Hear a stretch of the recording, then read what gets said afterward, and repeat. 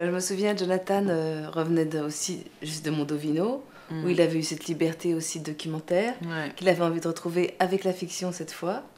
Et ça fait maintenant, je pense que ça faisait plusieurs années qu'il avait cette idée en tête, parce que je me souviens qu'il avait commencé à m'en parler même avant Signs and Wonders. Ah, un jour, j'aimerais bien aussi pouvoir faire un film avec des acteurs, des amis acteurs que j'aime, avec lesquels on pourrait écrire ça ensemble,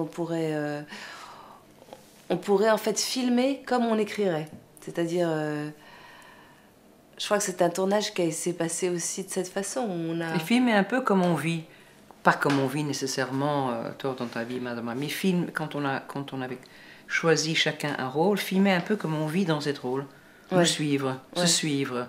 Faire comme si le documentaire devient une fiction, mais c'est quelque chose qui a été inventé par les personnages, dont nous, avec le metteur en scène. Du coup, pourquoi ne pas, c'était pas obligatoire, mais pourquoi ne pas appeler le personnage de Charlotte Charlotte? Voilà. Pourquoi ne pas laisser le personnage d'Irène comme Irène? C'était pas obligatoire. Non.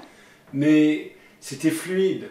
Parce qu'on passait fluidement entre documentaire et fiction dans tous les sens. Voilà, on pourrait être Charlotte, mais pas Charlotte dans ma vie à moi, mais Charlotte aussi dans une autre vie, parce que j'aurais pu peut-être, pourquoi pas, être chirurgien plastique. Toi aussi, tu aurais pu être anthropologue.